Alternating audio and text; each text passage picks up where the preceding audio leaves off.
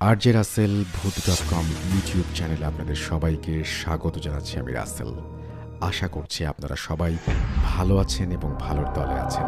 আপনারা ভালোবাসেন বলেই প্রতি বৃহস্পতিবার রাত 11:59 আমরা ফিরে আসি এই ইউটিউব চ্যানেলটিতে।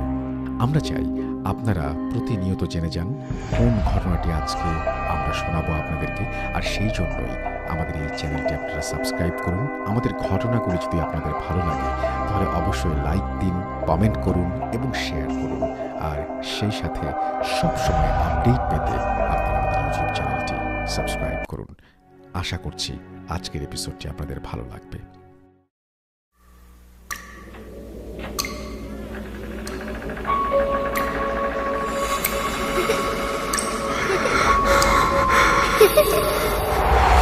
লুকোচুরি খেলবে? লুকোচুরি তুমি লুকাও, আমি ঠিকই তোমাকে খুঁজে পাবো।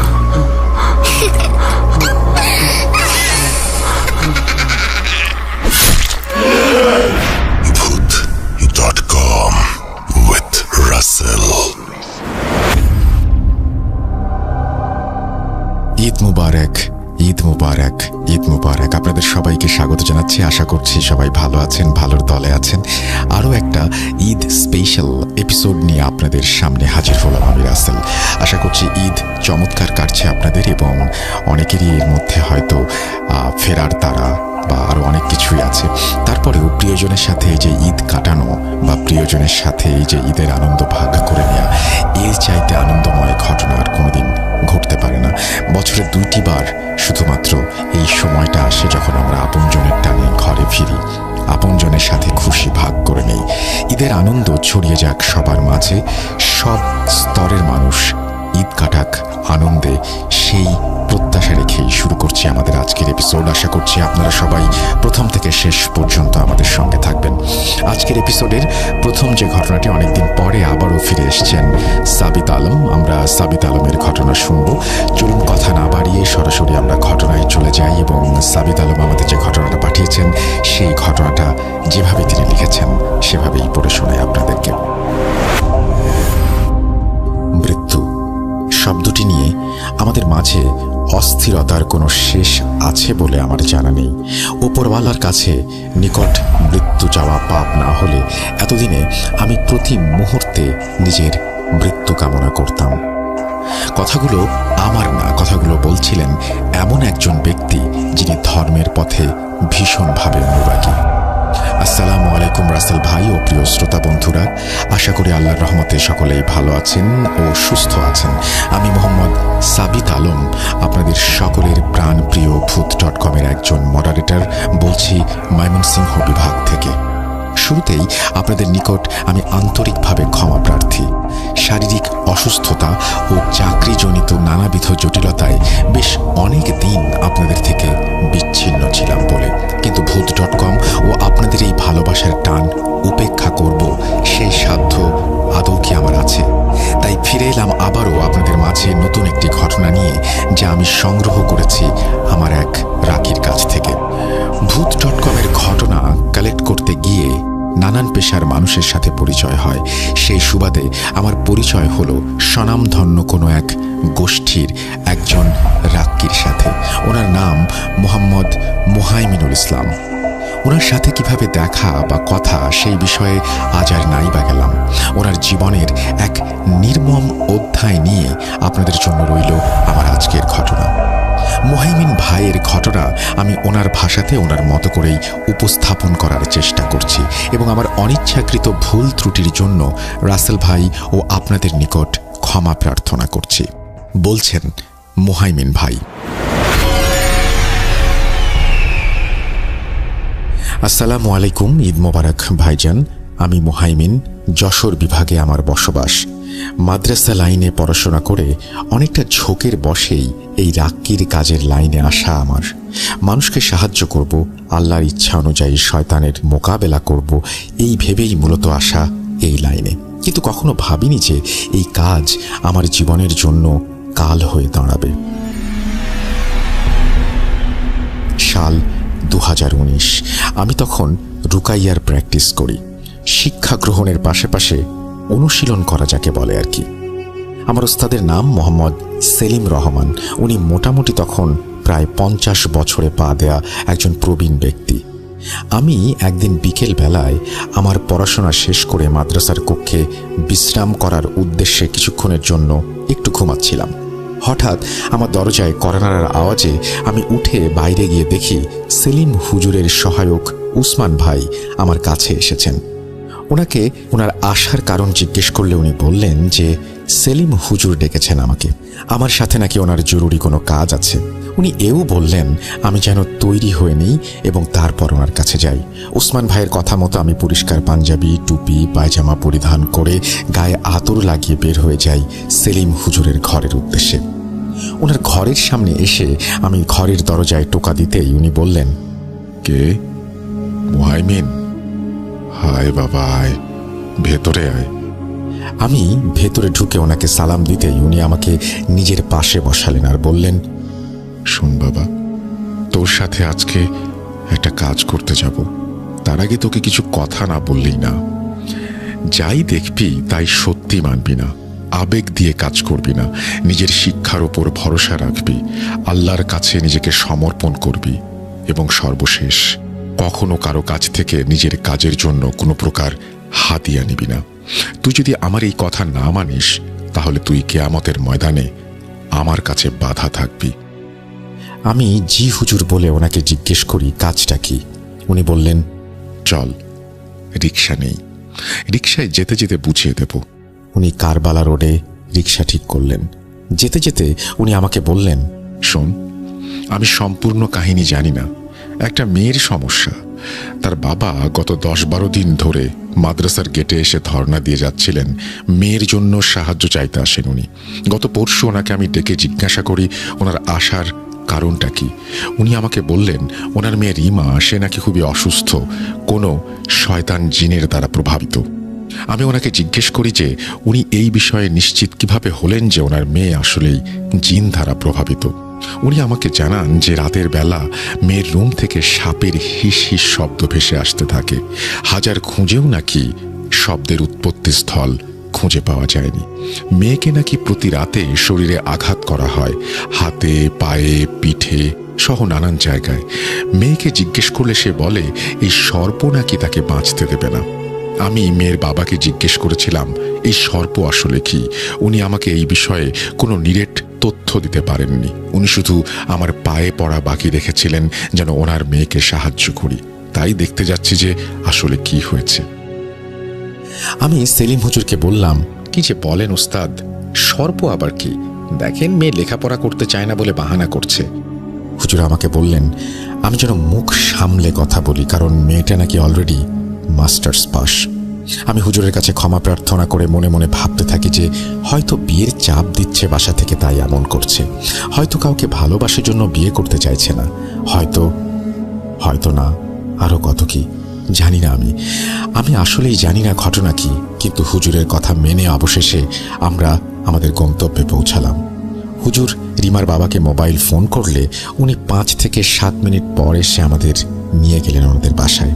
কসম করে বলছি ভাই, বাসায় ঢুকতেই আমার শরীর যেন কাঁটা দিয়ে উঠল।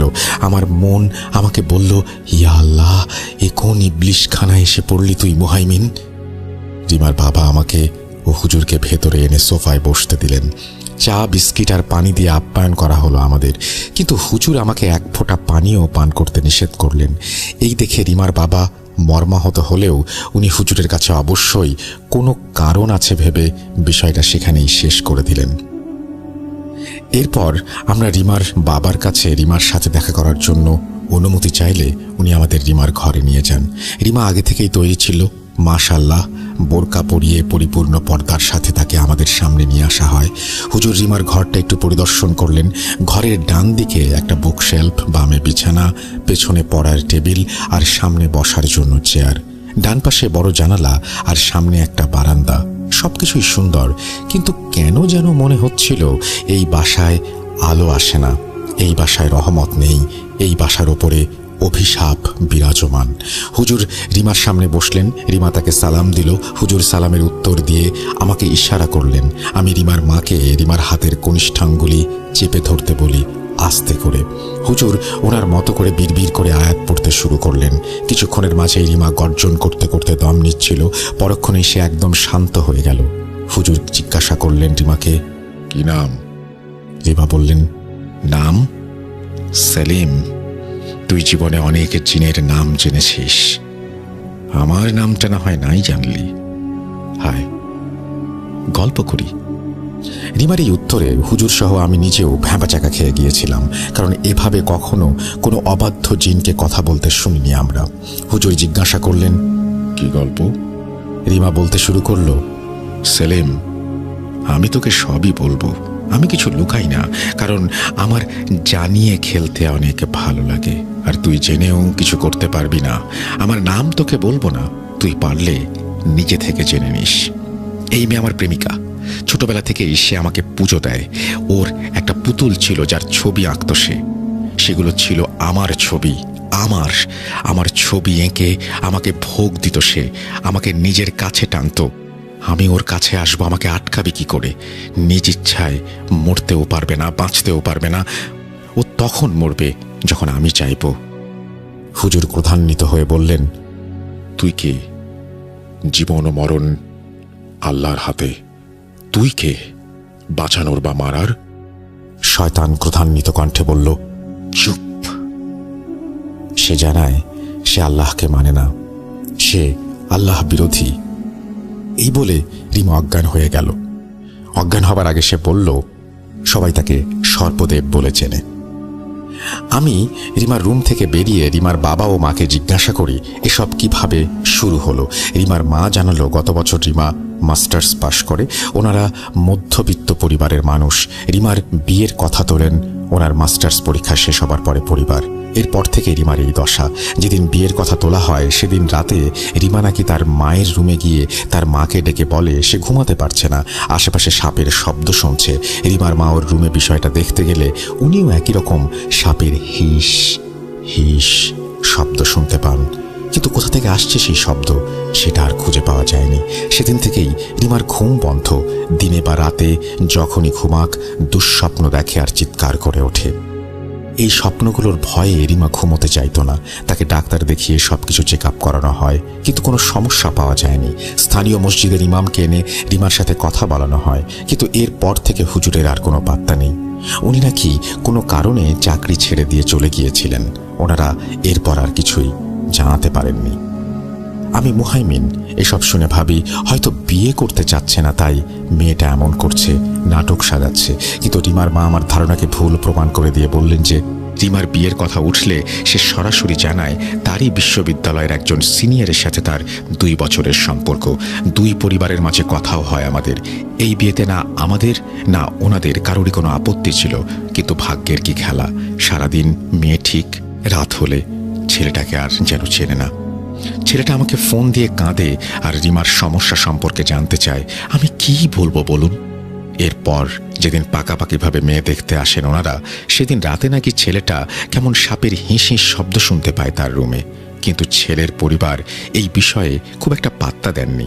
এরপর আমরা বাগদানের দিনক্ষণ ঠিক করি। বাগদানের 2য় সপ্তাহের আগে ছেলেটা হঠাৎ জ্বরে পড়ে যায়। সেই যে জ্বরে পড়ল আর উঠল না। বেচারা মারা গেল বাগদানের 2 দিন আগে। আল্লাহ মাফ করুন, মারা যাওয়ার আগে ছেলেটা বলেছিল সর্প তার বিষ দিয়ে নাকি তাকে মেরে ফেলেছে। এদিকে আমার মেয়েটা শুধু সর্প সর্প করে। না পারছি বিয়ে দিতে, না পারছি ঘরের সামনে রাখতে। হুজুর, আমাদের একটা মাত্র সন্তান, এই মেয়ে ছাড়া আমাদের কেউ নেই, আমাদের সাহায্য করুন। এসব তথ্য পেয়ে আমরা রিমার মাকে বললাম রিমাকে যেন সামনের শুক্রবার বিকেলে মহিলা মাদ্রাসায় নিয়ে আসেন ওনারা।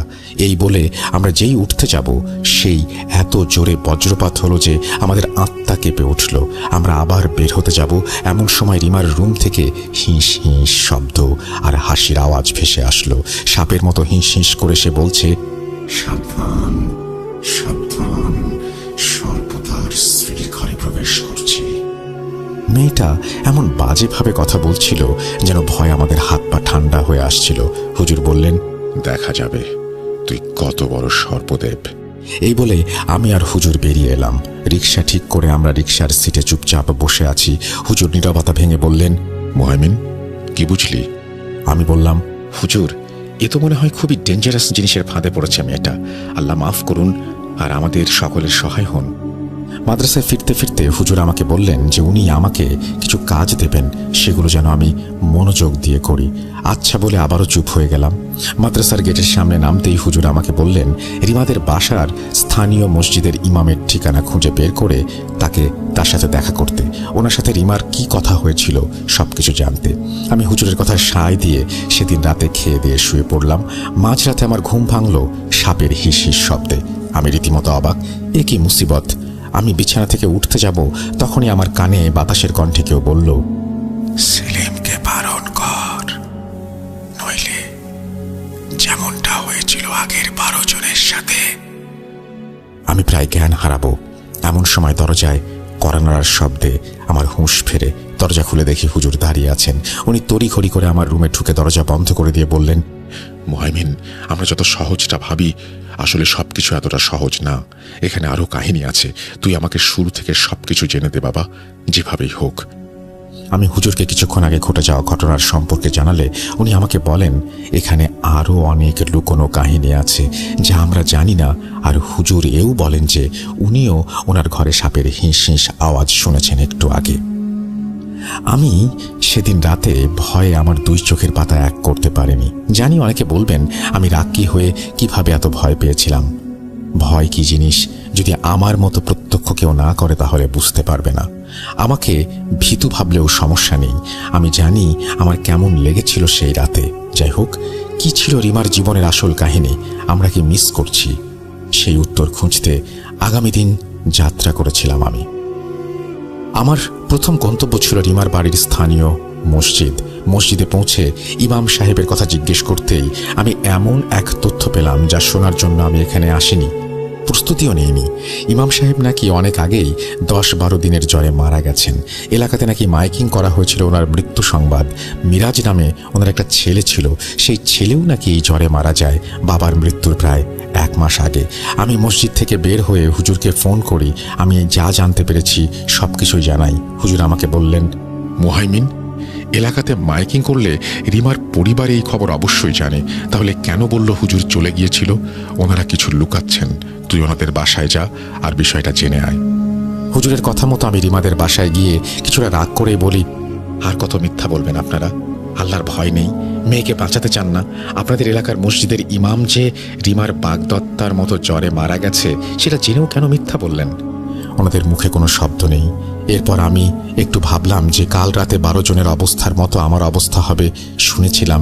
দেখিতে একটু আন্দাজে ঢিল ছুড়ে আমি ওনাদের বললাম, হুজুরের মতো আরো 11-12 জন একইভাবে মারা গেছেন, কেন জানাননি? রিমার বাবা এবার অবাক হয়ে বললেন, আপনি কি করে জানলেন? তার মানে আমার সন্দেহ সত্যি। আমরা আসলে কোনো সাধারণ শয়তানের বিরুদ্ধে লড়াই করতে আসিনি, আমরা এসেছি মরণের সাথে লড়াই করতে। ইয়া আল্লাহ, শেষমেশ শয়তানের হাতে মরণ লিখেছ, মাফ করো আল্লাহ, মাফ করো। রিমার বাবা আমাকে ওনাদের সোফায় বসালেন আর আমাকে সম্পূর্ণ কাহিনী বলতে রাজি হলেন। একে একে সকল ভিকটিমের নাম ও কিভাবে ওনারা মারা গেলেন সবকিছুই বলতে রাজি হলেন উনি। ওনার কথা শুনে আমার শরীর কাঁটা দিয়ে উঠেছিল সেদিন। জীবনে শুনেছেন যে রাখি রুকাইয়া করার সুযোগ পাচ্ছে না, করতে চেয়েও পারছে না। যাই হোক, শুনুন রিমার বাবার সেই ভয়ানক ঘটনা। ভিকটিম 1, স্থানীয় মসজিদের ইমাম মোহাম্মদ আজিজ ছদ্মনাম। রিমাকে যেদিন হুজুর দেখতে আসেন সেদিন হুজুর রিমার সাথে কথা বলে ওকে নিয়ে আসনে বসেন। আসনে বসার পর রিমার শরীরে সর্পদেব হাজির হলে ওনাদের মাঝে প্রচুর পরিমাণে বাকবিতণ্ডা হয়। এক পর্যায়ে হুজুর রুকাইয়া করার সিদ্ধান্ত নেন। আমাদের জানান উনি আগামী 3 দিন পর রুকাইয়া করবেন আমার মেয়ের। কিন্তু সর্পদেব হুজুরকে সাবধান করেছিল এই বলে যে সে যেন কোনো প্রস্তুতি না নেয় রুকাইয়ার। যদি নেয় তবে তার জীবনের সব থেকে প্রিয় জিনিস হারাবে। পরদিন সকালে আমি হুজুরের সাথে কথা বলতে মসজিদে গিয়ে জানতে পারি যে হুজুর বাড়িতে গেছেন, কারণ ওনার ছেলে খুবই অসুস্থ। সেই যে গেলেন আর আসেননি। মাস 3 পর খবর পাই উনি নিজেও মারা গেছেন জ্বরে। এই খবর যখন মসজিদের মাইকে দেয়া হচ্ছিল তখন রিমার রুম থেকে হাসির তীক্ষ্ণ আওয়াজ আমার কান ছিদ্র করে দিচ্ছিল। রিমা খবর শুনে বলল, একজন শেষ, পরের জনের পালা। ভিকটিম 2, ঢাকার কবিরাজ রামেন্দ্রচন্দ্র পাল। যেহেতু জানতে পেরেছিলাম শয়তান ভিন্ন ধর্মের, তাই আমরা হিন্দু তান্ত্রিকের শরণাপন্ন হই। আমার এক হিন্দু কলিগের কাছ থেকে ওনার ঠিকানা পেয়ে ওনার কাছে যাই। ওনার আসরে অনেক লোকের ভিড়। উনি নাকি আজ অবধি কোনো কাজে হারেননি। এত লোকের ভিড়ে আমার মেয়েকে দেখে উনি কেন যেন ডেকে নিলেন আর বললেন, মা, তোর সাথে এটা কে রে? এই যে দেবতা, লাগাতার 7 দিনের যজ্ঞ করতে হবে। এই বলে উনি রিমাকে ওনার আসনে বসালেন আর রিমার কোমরে বেতের বাড়ি দিতেই রিমা বাঘের মতো কবিরাজের সামনে গর্জন করে বললেন, রমেন, তোর এত বড় সাহস! তুই আমার স্ত্রীর গায়ে হাত দিয়েছিস, যজ্ঞ করবি? কর, নে প্রস্তুতি, দেখি তোর কত ক্ষমতা। রমেন কবিরাজ হেসে শয়তানের কথা উড়িয়ে দেয়। 3 দিন পর আমাদের আসতে বলেন। 3 দিন পর আমরা যাই যজ্ঞের কাজ করতে। যজ্ঞ করার আগে কবিরাজ শয়তানের সাথে আবার কথা বলতে চেয়েছিলেন। আসনে বসে শয়তানকে হাজির করতেই শয়তান বলেন, রমেন, তোর ফোন এসেছে, ধর ধর। ফোন ধরতেই রমেন কবিরাজ দৌড়ে আসন ছেড়ে চলে যান। কিছুক্ষণ পর আমরা জানতে পারি যে রমেনের অন্তঃসত্ত্বা স্ত্রী পুকুরের পানিতে ডুবে মারা গেছে।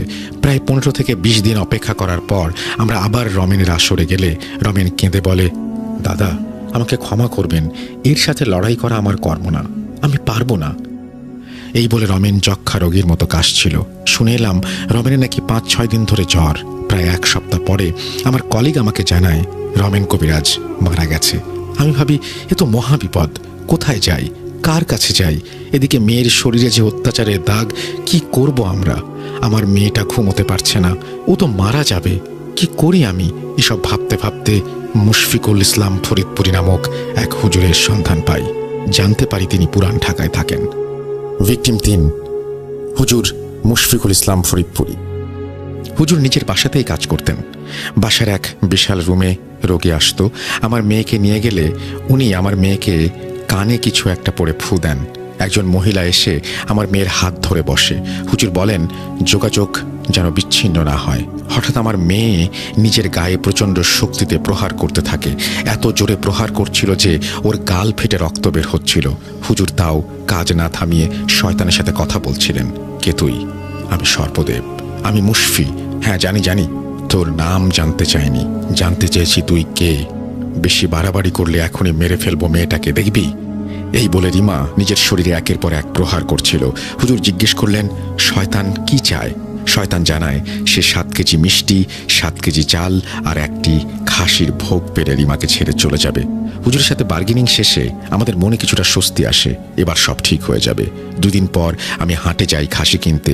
খাসি কিনে এনে হুজুরের কাছে গেলে জানতে পারি উনি জটিল জ্বরে আক্রান্ত। এই কথা শুনে আমার গলা যেন একেবারে শুকিয়ে কাঠ হয়ে যায়। এ কি হচ্ছে? কেন হচ্ছে? তাহলে কি শয়তান ধোঁকা দিয়েছে?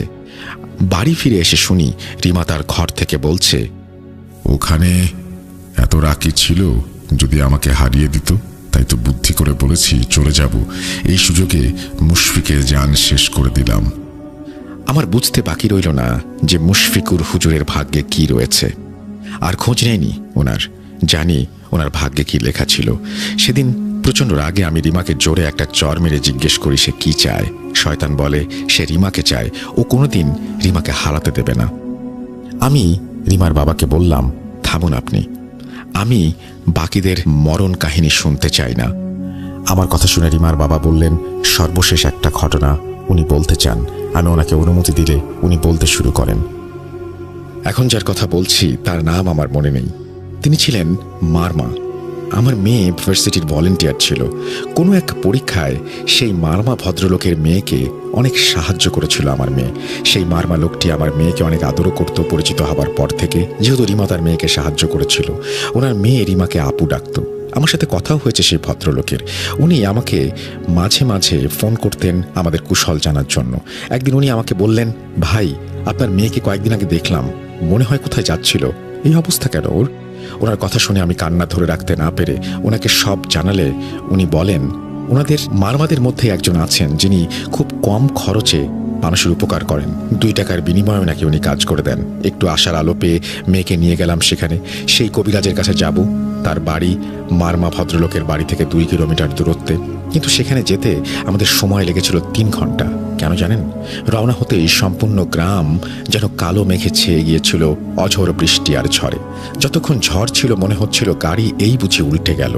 রিমা গাড়ির ভেতরে হেসেই যাচ্ছিল আর বলছিল যে তাকে নিয়ে গেলে এর থেকেও খারাপ পরিস্থিতি হবে।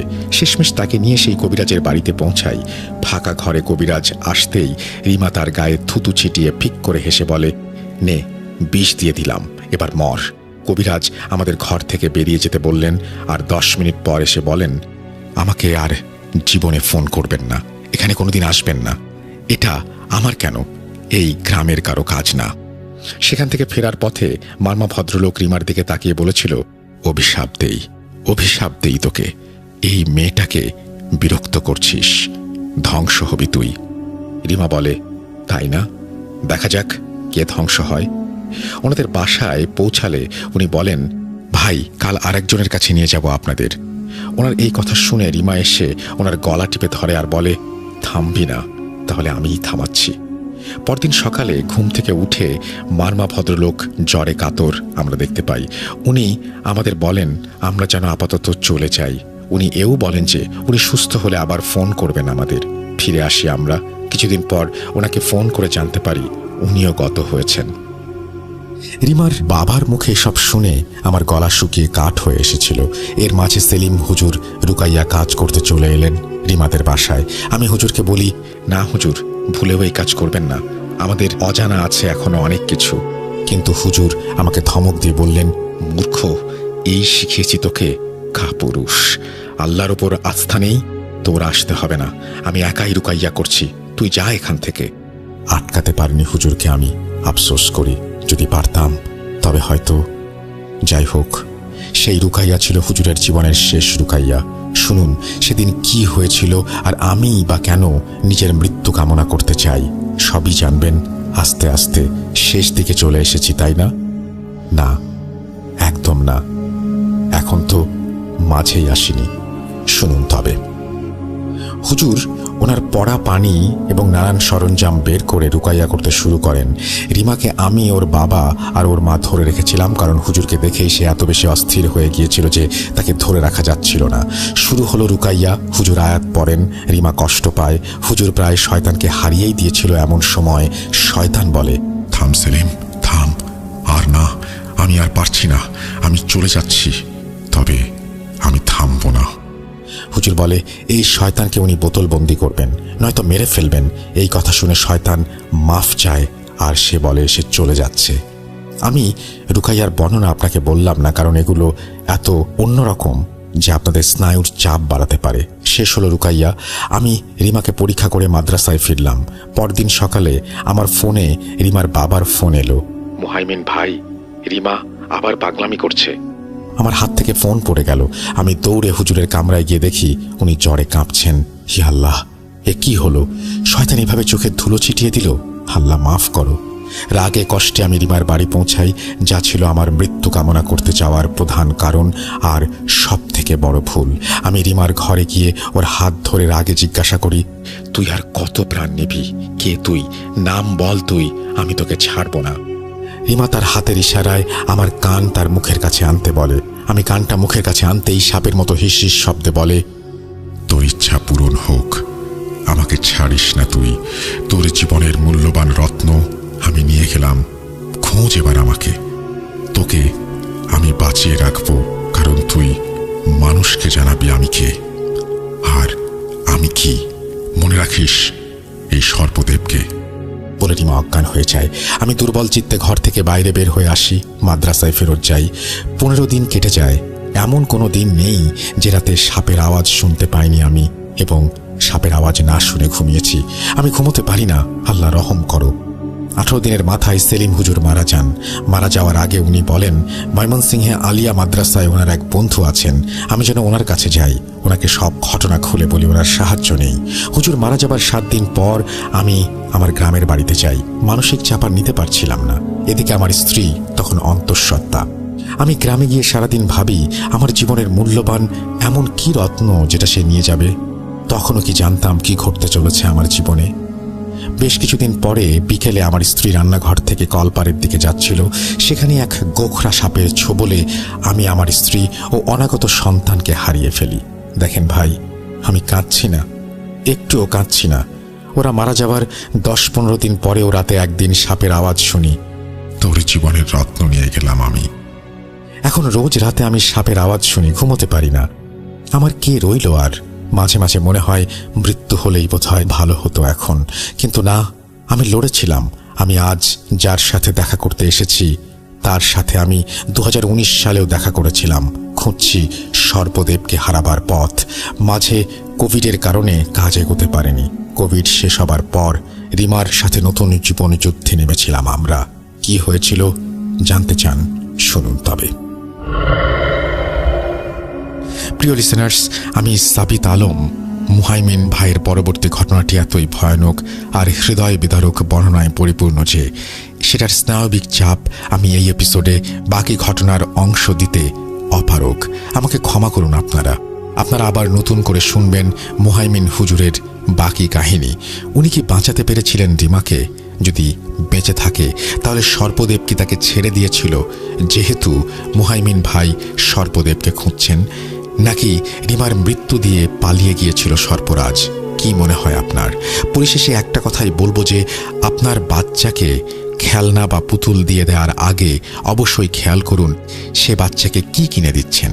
প্রিয় লিসেনার্স, এই ছিল আপনাদের জন্য পাঠানো আজকের ঘটনা।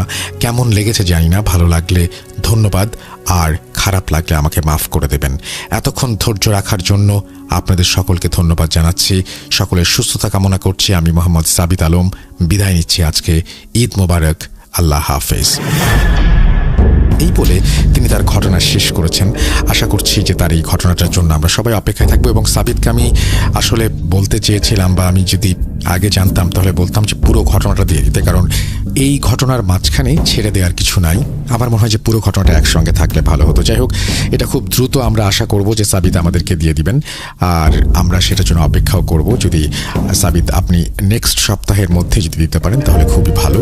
আমরা চেষ্টা করব আপনাদেরকে যত দ্রুত সম্ভব সেই ঘটনা শোনাতে। আমরা আজকের মতো এখানেই বিদায় নিচ্ছি। আপনাদের সবার জন্য মঙ্গল কামনা করি। ঈদ অনেক আনন্দময় হোক আপনাদের। আমরা চেষ্টা করেছি ঈদের মধ্যে আপনাদেরকে একটু বেশি বেশি করে এপিসোড উপহার দিতে, সেই জন্যই আমাদের ফিরে আসা এবং সেই জন্যই আমাদের বারবার করেই ঘটনা নিয়ে আপনাদের কাছে আসার প্রয়োজন ছিল। আমরা আজকের মতো বিদায় নিচ্ছি, ফিরে আসবো আবারও। ভালো থাকুন, সুস্থ থাকুন, মোস্ট ইম্পর্টেন্টলি ভূত.com-এর সাথে থাকুন। আল্লাহ হাফেজ।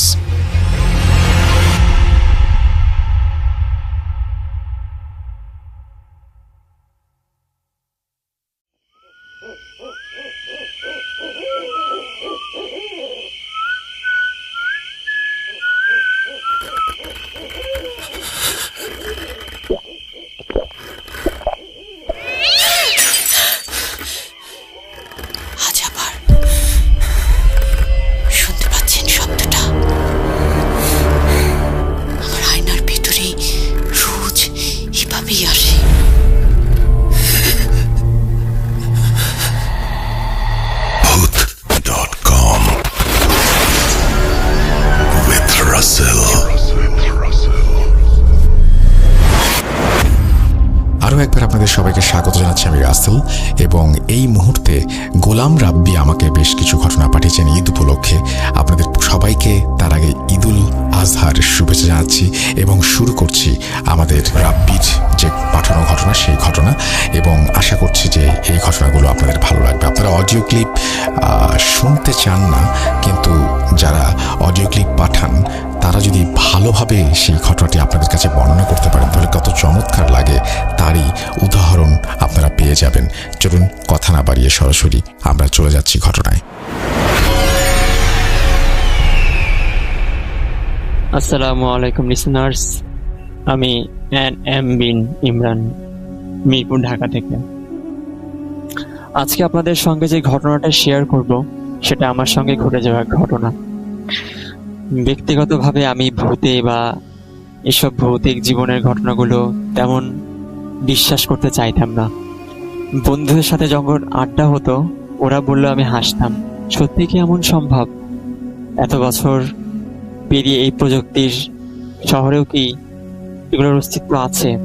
কিন্তু এক ঘটনা যে আমার জীবনের এই বাস্তবতাগুলো আমাকে বিশ্বাস করতে বাধ্য করলো। যাই হোক লিসেনার্স, সেদিনের গল্পটাই আজকে আপনাদের শেয়ার করছি, কি হয়েছিল আমার সাথে। গ্রামে আমি গেলেই আমার প্রথম ঘোরাফেরা করার আনন্দটা এবং এই মুহূর্তটা সব থেকে পছন্দ হয় আমার বন্ধুদের এবং আমার নিজেরও। ওদের সঙ্গে আমার আড্ডা দিতে খুব ভালো লাগে। তো সেদিন ওদেরকে বলছিলাম যে আমার ভূতের বা এসব যে মানুষের সঙ্গে ঘটে আমার তেমন এগুলা ভয় লাগে না। তোরা আমাকে হাসতে হাসতে বললো, ঠিক আছে একটা কাজ করি, তাহলে তোমাকে এক জায়গায় নিয়ে যাব, একটা পরিত্যক্ত বাড়ি আছে, এখানে তুমি গেলে তুমি দেখো কিছু ফিল করতে পারো কিনা বা তোমার ভয় লাগে কিনা। তো ঠিক আছে, সেদিন বিকালবেলা ওদের সাথে যখন গল্প হচ্ছিল তো বললাম যে ঠিক আছে আমরা তাহলে সন্ধ্যার পরে যাব। তো রাতের বেলায় প্রায় তখন 7টা বাজে, এই সময় আমরা 3 জন ছিলাম। তো ওরা আমাকে বললো ঠিক আছে চলো তাহলে সেখানে যাই। তো যাওয়ার পথেই আমাদের সামনে হঠাৎ করে একটা কালো বিড়াল টাইপের কিছু একটা চলে আসলো এবং আমার এরকম অনেকে বলতো, আমি বলতে শুনেছি যে কালো বিড়াল নাকি সামনে আসলে কোনো অঘটন হয় বা বিপদ হতে পারে। তা এগুলো আমি এমন বিশ্বাস করতাম না, হয়তো মানুষের একটা বানানো রীতি এটা। তো আমরা বললাম ঠিক আছে চলো। তো ওরা একটু ভয় পাচ্ছিল যে আজকে কি যাওয়া ঠিক হবে। আবার কেমন যেন রাতও হয়ে যাচ্ছিল, আস্তে আস্তে করে কেমন ঝিরঝির বৃষ্টি পড়াটা মুহূর্ত, মানে কেমন আমার কাছেও লাগছিল, কিন্তু আসলে আমি ভাবলাম সবকিছু স্বাভাবিক, এটা তেমন ভয়ের কিছু না। তো ওদের সঙ্গে এরকম আড্ডা দিতে দিতে অনেকক্ষণ হয়ে গেল। তো বললাম ঠিক আছে বৃষ্টিটা তো কমছে না, ঝিরঝির করে পড়তেছে, চলো এর মধ্যে আমরা যাই, ব্যাপার না। তো প্রায় আমরা আধা ঘন্টার মতো পথ হাঁটলাম এবং যাওয়ার সময় তেমন কোনো সমস্যা হচ্ছিল না, কিন্তু আমার কাদার মধ্যে যখন পা দিচ্ছিলাম একটু সমস্যা হচ্ছিল, মানে হাঁটতে। রোডটা কাঁচা রোড ছিল, তো একটু সমস্যা হচ্ছিল এবং ও বললো যে বাড়িটার বেশি দূর নেই, এখন তুমি কি করবা, তুমি যাও আমরা থাকি এখানে দাঁড়িয়ে। তো আমি বললাম না আমি কেন একা যাবো, তোমরাও চলো, তোমরা যেহেতু বললা। তো ওরা একটু ভয় পাচ্ছিল, বাট তারপরে আমি ওদেরকে নিয়ে গেলাম। তো বাড়িটার যে যাওয়ার রাস্তাটা হচ্ছে ভেতরে অনেক জঙ্গল, প্রায় বলতে গেলে 2-4 মিনিট হাঁটা হয়, এরপরেই একটা বাড়ি এবং তার আশপাশে কোনো বাড়ি নেই এবং বলতে গেলে ওইখান থেকে মানুষদের বাড়িঘর বা লোক জনবলের বাড়িও প্রায় অনেক দূরের দিকেই। তো আমি সেখানে বললাম ঠিক আছে আমি তাহলে তোমাদেরকে যেহেতু নিয়ে আসছি তো চলো এই বাড়িটার ভিতরে যাই। তো ওরাও একটা সময় বললো যে আসলে আমি কি বলতেছি, এত রাতের বেলা এমনি রাত হয়ে গেছে, তারপর ওদের আসার সময় ভালো লাগতেছিল না, খুব অসুস্থ লাগতেছিল এবং আমারও একটু মনে ছিল, কিন্তু আসলে আমি চাচ্ছিলাম যে বাড়িটার ভিতরে হচ্ছেটা কি বা কি এই পরিবেশ। টিনের একটা ঘর এবং বলতে গেলে ভেতরে গেটটা খোলা টাইপের মধ্যে ছিল, অনেকদিন পুরনো। তা আমি ভিতরে ঢুকতেই কেমন যেন একটা বিকট রকম শব্দ, মানে এটা মনে হলো যে টিনের উপর কিছুটা পড়লো। তো আমরা 3 জন ঢুকে আমরা আসলে একজনকে বললাম ঠিক আছে বাইরে যে দেখো কিছু পড়তেছে কিনা বা কি হলো হঠাৎ করে আকাশ থেকে এমন কিছু তো পড়ার কথা না, হয়তো আশপাশে নারকেল গাছের কিছু পড়তে পারে বা কোনো কেউ ইট মারলো কিনা আমাদের দেখে এবং কিছু। তো ওরা খুব ভয় পাচ্ছিল, তো ওরা বের হতে যাচ্ছিল না, আমি বের হলাম এবং আমাদের ফোনে লাইট জ্বালিয়ে আমরা, মানে ঘরটা পুরো অন্ধকার ছিল এবং রাতের সময়। তো আমরা পরে দেখলাম যে সেখানে কিছুই নাই বাইরে। তো এরপর আরো ভয় লাগলো যে আসলে এমন ভাবে আসার পর থেকে একটার পর একটা হচ্ছেই সমস্যা। বিড়াল দেখতে পেলাম, তারপরে মাথা ব্যথা হচ্ছে হাঁটার সময়, বৃষ্টির মধ্যে কেমন যেন একটা অদ্ভুত রকম গন্ধ পাচ্ছি, মানে একটা মনে হচ্ছে যে পোড়া পুরো একটা গন্ধ, খুব বাজে রকম। এবং আরেকটা ব্যাপার হচ্ছে যে কিছুক্ষণ পর পর কুকুরের যে একটা ডাক, মানে কান্নার ডাক, এরকম হচ্ছিল। তো আমরা আর বেশিক্ষণ সেখানে দাঁড়াতে চাচ্ছিলাম না, ভাবলাম আমরা ব্যাক করি। তো ঠিক ব্যাক করব এই মুহূর্তে আসলে আমার একটা সমস্যার সৃষ্টি হয়, সেটা হচ্ছে যে আমার পায়ের মধ্যে আলপিন টাইপের কিছু একটা ঢুকে যায়।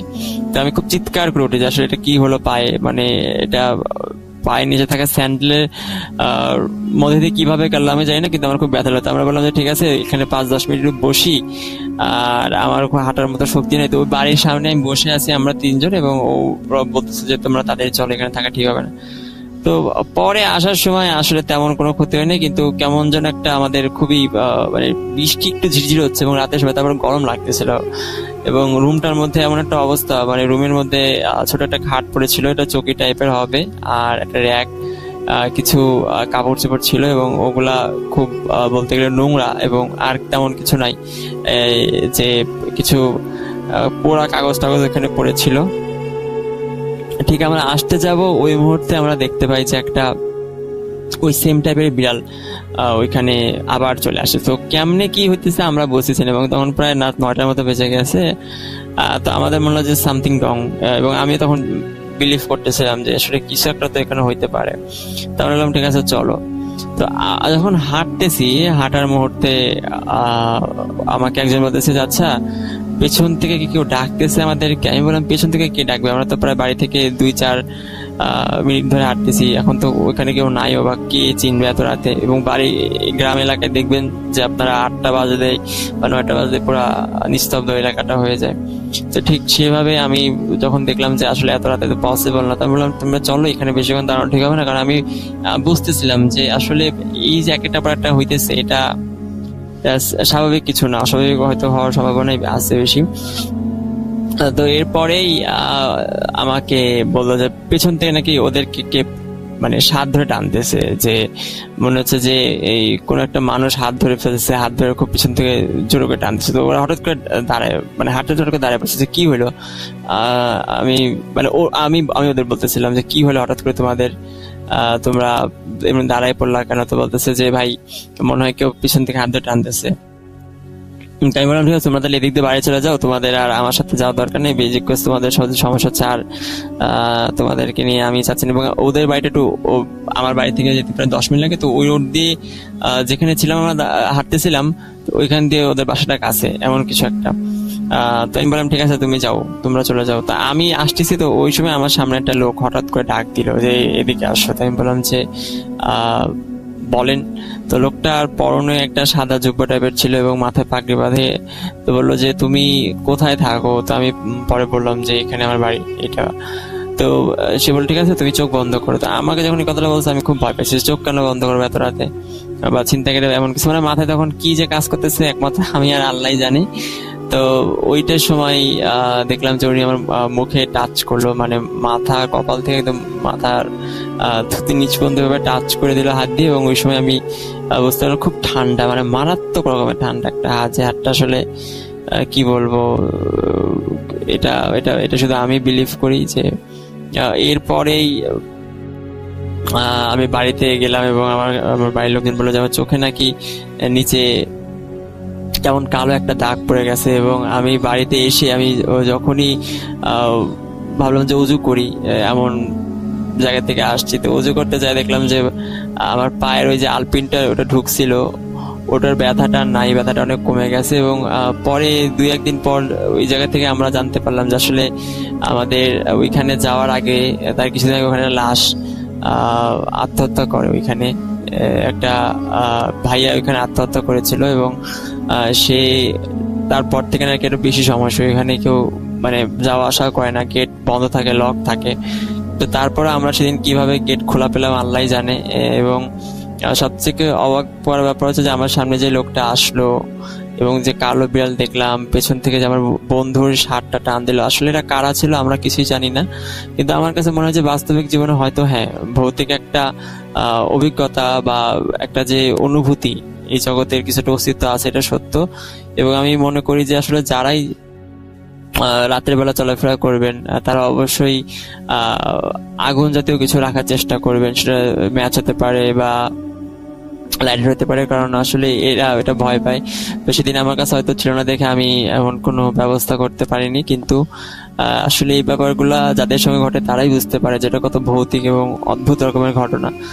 আর একটা মানুষের হাতটা এত ঠান্ডা হওয়ার কথা না, মানে তাদের হাত যে পরিমাণ ঠান্ডা ছিল, সেই ঠান্ডাটা আসলে আমাদের খুব, মানে আমি বেসিক্যালি আসলে মনে করি যে এইভাবে সে মাথা থেকে থুতনি পর্যন্ত যে হাত বোলাই দিল, হয়তোবা এটা সেই জানে যে সে কেন করছে। কিন্তু ব্যাপারটা আমার কাছে খুব উইয়ার লাগছে। এবং এরপর আমি হেঁটে আসতেছিলাম, আমার তেমন ভয় লাগতেছিল না। আলহামদুলিল্লাহ এখন আমি ভালো আছি এবং আশা করি আপনাদের সকলের আমার ঘটনা অনেক ভালো লাগলো। সবসময় ভূত.com এর সঙ্গে থাকবেন। আসসালামু আলাইকুম।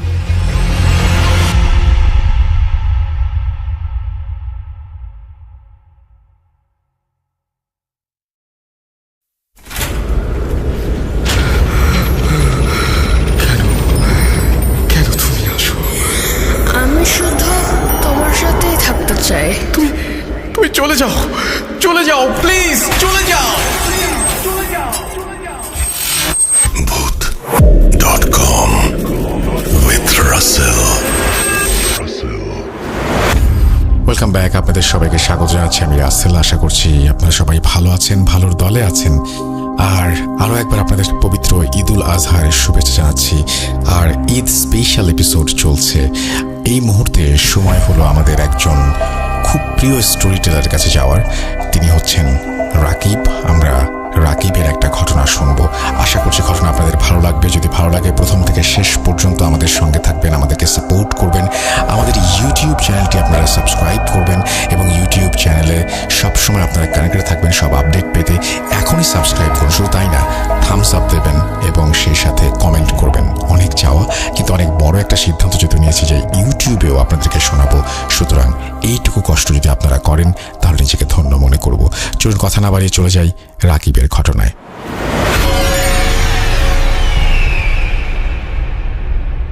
হ্যালো, আসসালামু আলাইকুম লিসেনার্স।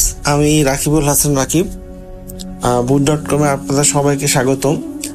আজকে আমি আপনাদের সাথে যে গল্পটি শেয়ার করব, এই গল্পটি আমি আসলে কালেক্ট করেছি আমার এক সম্পর্কের মামার কাছ থেকে।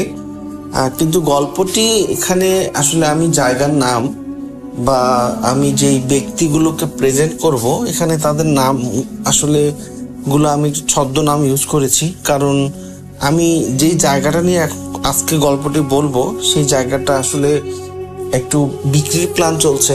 তো এখন উনি এই গল্পটি আমার সাথে শেয়ার করার পর উনি আসলে চাচ্ছিল না যে কোনোভাবে আমি এটা কোনো একটা প্ল্যাটফর্মে প্রেজেন্ট করি যাতে ওনার পরবর্তীতে জমিটা বিক্রি করতে সমস্যা হয়।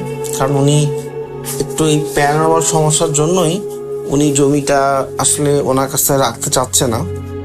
তো এখন তারপরও আমি ওনার কাছে অনেক পারমিশন নিয়ে রিকোয়েস্ট করার পর উনি নিজেও একজন Bhoot.com এর অনেক ভক্ত। তো পরবর্তীতে উনি রাজি হয়েছে। তো গল্পটি আসলে একটা তান্ত্রিক বা ব্ল্যাক ম্যাজিক করে এরকম একজন মানুষকে নিয়ে কাহিনী, যে হচ্ছে আসলে একজন মানুষ না।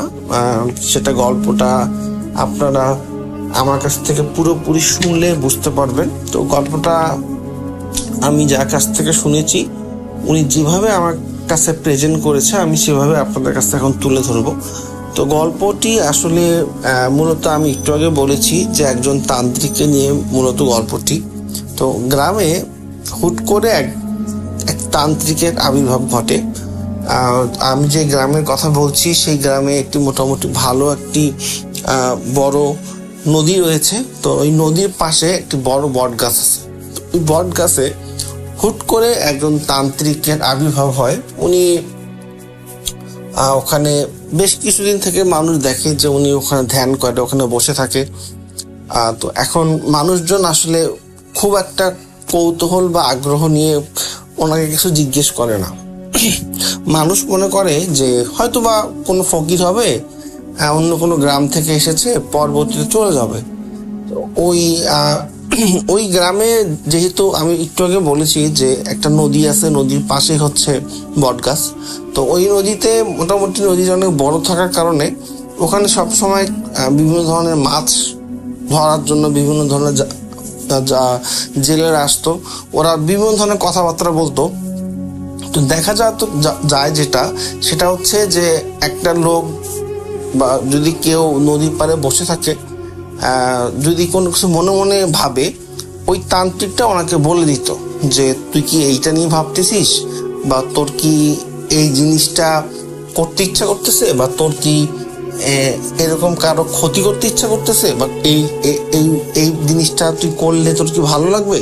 তো এইরকম যখন বিভিন্ন জনের কাছে উনি এই জিনিসগুলো প্রেজেন্ট করতো এবং কথাগুলো অনেকটা সত্যি হয়ে যেত। দেখা যাচ্ছে যে কেউ একজন ভাবতেছে যে আমি ওর ক্ষতি করব বা আমি ওর ব্ল্যাক ম্যাজিক করব, তো ওই তান্ত্রিক এটা বলে দিতে পারতো। ইভেন অনেক লোকজন ওনার কাছ থেকে অনেক ব্ল্যাক ম্যাজিক করেছে, অনেক লোকের ক্ষতি করেছে, বা অনেক বাজে টাইপের কাজগুলো আসলে ওই তান্ত্রিক মূলত করতো। তো এইটা গ্রামে আস্তে আস্তে জিনিসটা একটু ছড়ায় যায় যে এখানে একটা তান্ত্রিক আছে, উনি মানুষের ক্ষতি করে। তবে আসলে মানুষ ওইভাবে, তারপরও ওই তান্ত্রিকের প্রতি মানুষের খুব একটা আগ্রহ থাকে না, কারণ ওই পারে যেই পারে যে বট গাছটা ছিল, ওই বট গাছের ওইদিকে মানে লোকালয় খুবই কম ছিল। তো এখানে আসলে তান্ত্রিকের ঘটনাটা আমাকে একটু স্কিপ করে এখানে এখন আমাকে মূল চরিত্রে রাসেল ভাই আসলে জামাল কামাল দুজনকে নিয়ে আসতে হবে। এখানে জামাল কামাল এরা হচ্ছে দুই ভাই, নদীর এই পারে ওদের মোটামুটি একটা কি বলবো যে ওদের একটা মোটামুটি সম্মান আছে, কারণ ওরা ওই সময় গ্রামে অনেক প্রভাবশালী লোক ছিল, ওদের জমি জমা অনেক কিছু ছিল। তো জামাল সাহেব বিয়ে করার প্রায় 8-10 বছর হয়ে গেছে, ওনার কোনোভাবেই কোনো বাচ্চা কাচ্চা হচ্ছিল না। ওনারা অনেক ডাক্তার, কবিরাজ, অনেক কিছু দেখিয়েছে। ইভেন ওই সময় ওরা ইন্ডিয়াও গিয়েছিল, ইন্ডিয়া গিয়েও ট্রিটমেন্ট করেছে, বাট কোনো লাভ হয়নি। এখানে আসলে মূল যে প্রবলেমটা সেটা হচ্ছে জামাল সাহেবের। ও সবাই সেম কথাই বলে যে আসলে এটা কোনোভাবে সম্ভব না। এখন জামাল সাহেব আর কামাল সাহেবের বয়সের দূরত্ব রাসেল ভাই মোটামুটি অনেক, প্রায় 8-9 বছরের ডিফারেন্ট।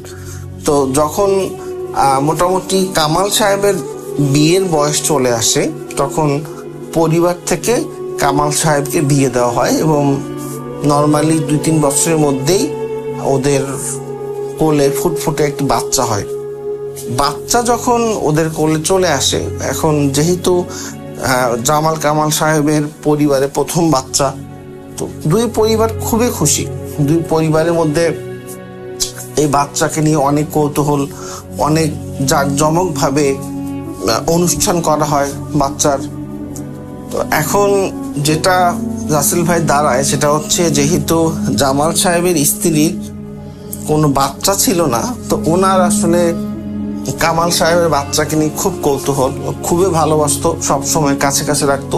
এবং বাচ্চাটা ছোট থেকে মানে জামাল সাহেবের স্ত্রীর কাছে এতটাই আদর পেয়েছে যে উনি সবসময় জামাল সাহেবের স্ত্রীকে বড় মা, আর ওনার নিজের মাকে উনি ছোট মা সবসময় বলতো। ইভেন মানে এতটাই ভালোবাসতো যে মানে ছোট নিজের মায়ের থেকেও জামাল সাহেবের স্ত্রীকে বাচ্চাটা খুবই ভালোবাসে, সবসময় ওনার সাথে থাকতো। তো এইটা প্রথমের দিকে মানে কামাল সাহেবের স্ত্রীর ভালো লাগলেও, বাট পরবর্তীতে ওনার আসলে খুব একটা ভালো লাগে না যে আমার সন্তান কেন অন্যের প্রতি আমার সন্তানের টান বেশি থাকবে।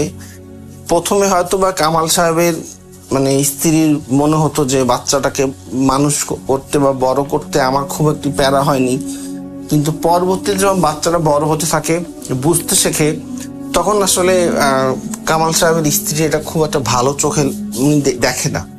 তো একদিন যেটা হয় সেটা হচ্ছে যে গ্রামে ছোট ছোট কিছু মুদির দোকান থাকে, তো এরকম জামাল সাহেবের স্ত্রী বাচ্চাটাকে খাওয়ানোর জন্য দোকানে নিয়ে যায়। তো যে দোকানে নিয়ে যায়, দোকানের পাশে একটা ছোট কুয়া আছে। এখন ওই বাচ্চাটা ওখানে হচ্ছে গ্রামে কিছু ছোট ছোট মিষ্টির মতো কিছু লাড্ডু পাওয়া যায়। তো বাচ্চাটা বলে যে লাড্ডু খাবে। তো যখন লাড্ডু এরকম কিনতে যাবে, তো হুট করে বাচ্চাটা ও আসলে পাশে কুয়াটার দিকে, সামনে কুয়াটা ছিল, কৌতূহলবশত কুয়াটার দিকে তাকানোর সাথে সাথে হুট করে স্লিপ করে বাচ্চাটা পড়ে যায়। তো বাচ্চাটা পড়ে যায়, তো ভাগ্য ভালো ছিল বাচ্চাটা, সেটা হচ্ছে যে ওই দোকানে অনেক লোকজন ছিল, সাথে সাথে 2-3 জন ঝাঁপ দেয় কুয়াতে, এবং কুয়াটা খুব একটা গভীর ছিল না।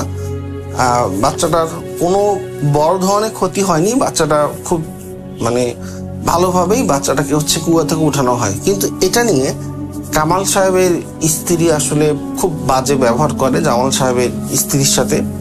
ওদের মধ্যে অনেক কথা কাটাকাটি হয় এবং এক পর্যায়ে বলে যে তোমার তো নিজের সন্তান নেই, তো সন্তানের ক্ষতি হইলে কেমন লাগে তুমি তো সেটা বুঝবা না। তুমি যতই তুমি আমার সন্তানকে ভালোবাসো, ও তো তোমার আপন সন্তান না। তো আমার সন্তান যদি আজকে কিছু হয়ে যাইতো, তুমি তো বন্ধা, তুমি এটা কি বুঝবা? তো এই জিনিসটা যখন আসলে জামাল সাহেবের স্ত্রী কামাল সাহেব, মানে কামাল সাহেবের স্ত্রী জামাল সাহেবকে বলে, উনি অনেক কষ্ট পায়। তো রাতে যখন জামাল সাহেব আসে, উনি সবকিছু শেয়ার করে ওনার জামাইয়ের কাছে, যে এরকম হাজবেন্ডের কাছে, যে এরকম আমাকে আজকে এইভাবে কথা শোনানো হয়েছে। তো এখন জামাল সাহেব আসলে হুট করে, যেহেতু বাইরে থেকে আসে, বাইরে থেকে নর্মালি ছেলে মানুষরা আসলে একটু ওদের মাথা গরমই থাকে, তো উনিও হুট করে বলে ফেলে যে হ্যাঁ ছেড়ে তো হবেই, অনেক বছর থেকেই হচ্ছে আমাদের বাচ্চা টাচ্চা হয় না, মানুষ তো বলবেই। এখন হচ্ছে আমরা তো অনেক ট্রাই করছি, হয়নি, আর তোমারও কি দরকার যে অন্যের সন্তানের প্রতি তোমার এত আগ্রহ দেখানোর?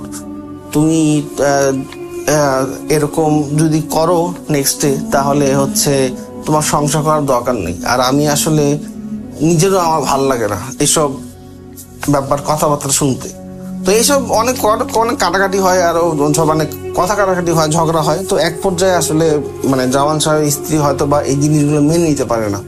সকালবেলা ঘুম থেকে উঠে জামান সাহেব যেটা করে, উনি হচ্ছে সকালে উঠেই ওনার স্ত্রীকে উনি সবসময় ডাকে, দেখা যাচ্ছে দেখে জিজ্ঞেস করে যে যেহেতু ওদের জমি জমা অনেক, যে আজকে কয়জন কৃষক এসেছে বা রান্না বান্না কি অবস্থা, উনি খাওয়া দাওয়া করে উনি মাঠে যাবে। তো অনেক ডাকাডাকি করে, কোনোভাবেই হচ্ছে কোনো সারা শব্দ পায় না। তো উনি বের হয়ে ওনাদের দরজার পাশেই একটা রুম ছিল, যে রুমে হচ্ছে ওরা ধান চাল এগুলো মজুত করে রাখতো। ও এখন ওই রুমে যখন দেখে যে দরজা খোলা, তো উনি আসলে একটু রাগে হয় যে হ্যাঁ যদি চোর এসে ধান চাল চুরি করতো কি হতো, দরজাটা খুলে রেখে গেছে। তো উনি ঢুকে দেখে যে ওনার স্ত্রী আসলে গলায় ফাঁস দিছে। ওই আমি এই গল্পটি ভাই যে সময় বলতেছি, ওই সময় আসলে গ্রামে ওইভাবে সবার বাড়িতে ফ্যানও ছিল না। তো টিনের বাড়ি ছিল, টিন আর বাঁশ দিয়ে তৈরি একটা বাড়ি ছিল, বাঁশের মধ্যে শাড়ি পেঁচিয়ে উনি হচ্ছে আত্মহত্যা করে। এইটাতে আসলে জামান সাহেব খুব ভেঙে পড়ে, উনি আসলে জিনিসটা নিতে পারে না। তো উনি তো এর মাঝে তো হচ্ছে ওই তান্ত্রিকের ব্যাপারটা গ্রামে সবাই জানে, যে উনি অনেক ব্ল্যাক ম্যাজিক করে, উনি আসলে মানুষের ক্ষতি করে। তো এখন জামাল সাহেবের মাথায় আসলে একটা খারাপ চিন্তা চলে আসে যে হ্যাঁ ওদের বাচ্চা কাচ্চা আছে, ওদের এত অহংকার, আমার বউ মারা গেল, প্লাস আমার যে সম্পত্তি, এই সম্পত্তিগুলো আমি মারা গেলে দেখা যাবে তো যে ওই বাচ্চাটাই পাবে, তো আমার কি হবে? আর আমার তো বিয়ে করে কোনো লাভ নেই, কারণ যেহেতু আমার প্রবলেম, আমার তো বাচ্চা কাচ্চা হবে না। তখন উনি আসলে ওই তান্ত্রিকের কাছে যায়। এখান থেকে রাসেল ভাই আসলে মেইন ঘটনাটা শুরু হয়। ওই তান্ত্রিকের কাছে যায়, তান্ত্রিকের কাছে গিয়ে তান্ত্রিককে বলে, সব ঘটনা খুলে বলে। তখন আসলে তান্ত্রিক বলে যে আমি এটা করে দিতে পারবো, তোর হচ্ছে ওই বাচ্চাটাকে আমি নষ্ট করে দিতে পারবো, কিন্তু আমার এখানে দুটো শর্ত আছে। প্রথম শর্ত হচ্ছে বাচ্চাটার রক্ত লাগবে। রক্ত লাগবে বলতে এইভাবে যে কোনো একটা কাপড়ে বাচ্চাটার একটা রক্ত ফোঁটা জাস্ট ওই কাপড়টার মধ্যে লাগাইতে হবে, আর বাচ্চার চুল লাগবে। আর আরেকটা উনি শর্ত দিছে যে আমি ওই গ্রাম থেকে এই গ্রামে আসতে চাই, কারণ আমি এখন যেখানে আছি সেখানে আসলে খুব একটা লোকালয় নাই, আমার একটা নির্দিষ্ট আশ্রয় কেন্দ্রের প্রয়োজন। তো তোর তো অনেক জমি জমা অনেক কিছু আছে, তুই যদি হচ্ছে আমাকে তোর বাসায় থাকতে দিস তাহলে আমি এই কাজটা করব। তখন বলে যে বাবা আপনার নামে তো অনেক ব্যাড রিপোর্ট, আপনি ব্ল্যাক ম্যাজিক করেন, আপনি এখন যে জায়গায় আছেন এই জায়গায় লোকালয় কম, এই জন্য হয়তো বা আপনাকে কেউ কিছু বলতেছেন না, বাট এইদিকে আমাদের নদীর এই পারে তো লোকালয় অনেক, এখানে তো কেউ রাজি হবে না। বলে যে আমি জানি না তুই কিভাবে আমাকে নিয়ে যাবি, সেটা তোর ব্যাপার, কিন্তু তুই যদি আমার কাছ থেকে এই জিনিসটা চাস তোকে এই দুইটা কাজ করতে হবে। তখন জামাল সাহেব যেটা করে সেটা হচ্ছে উনি গ্রামে বলে যে এরকম এই তান্ত্রিক আসলে উনি খারাপ মানুষ না, আসলে কেউ যদি খারাপ কারো করতে চায় উনি হয়তো করে দেয়, বাট উনি ভালো কাজও করে। আর উনি অনেক অসুস্থ, তো আমি তো আমার বাসায় তো আসলে আমি ছাড়া কেউ থাকে না, তো আমি ওনাকে আমার বাড়িতে নিয়ে উঠাই। উনি কিছুদিন থাক, উনি সুস্থ হলে চলে যাবে। আর উনি বলেছে যে উনি পরবর্তীতে এই খারাপ কাজগুলো করবে না। তো যেহেতু জামাল সাহেব গ্রামে মান্যগণ্য ব্যক্তি, মানুষ আসলে ওনার কথা না, যদিও রাজি না, তারপরও না বলতে পারে না। তারপর রাসেল ভাই ওই তান্ত্রিক ওই জামাল সাহেবের বাসায় ওঠে, একটা রুম করে দেওয়া হয়, ওখানে উনি থাকে। তো তান্ত্রিক হচ্ছে ওনাকে বলে যে ওনার রুমে কখনো কেউ যেন না ঢোকে। আর তান্ত্রিককে রাসেল ভাই এখানে একটা কথা আমি মানে বলতে ভুলে গেছি, যে উনি যে মানুষের ক্ষতি করতো, ব্ল্যাক ম্যাজিক করতো, উনি কখনো কারো কাছ থেকে কোনো পয়সা নিত না। ওনার সব সময় চাহিদা ছিল যে ওনাকে বিভিন্ন ধরনের মানে মুরগি, মাছ বা কোনো পাখি এইগুলো দিতে হবে। যদি কেউ পাখি, মুরগি বা খাসি দিত, সেটা জ্যান্ত দিতে হবে। উনি এইগুলো ছাড়া কখনো কোনো টাকা পয়সা বা অন্য কোনো কিছু ডিমান্ড করতো না। তারপরে রাসেল ভাই যেটা হয় সেটা হচ্ছে যে ওই এখন জামাল সাহেব আসলে ভাবে যে আমি এতটুকু বাচ্চা, মানে ওনার যেহেতু ওনার ভাইয়ের বাচ্চা, ওনার একটু হইলেও সবকর্নার কাজ করে যে কিভাবে আমি এই বাচ্চাটাকে আঘাত করব। তখন ওনার মাথার মধ্যে একটা জিনিস খেলে যে আমি একটু বাচ্চাটাকে নিয়ে সাইকেলে কোথাও যাব, তো আমি ইচ্ছা করে পড়ে যাব, পড়ে গেলে অবশ্যই হাঁটু ছাল যাবে বা হাতে ব্যথা পাবে, একটু রক্ত বের হবে, সেটা আমি কোনো একটা কাপড়ে হচ্ছে নিতে পারবো। আর চুল তো নেওয়া হচ্ছে কোনো ব্যাপার না। তো তারপর উনি আসলে একটু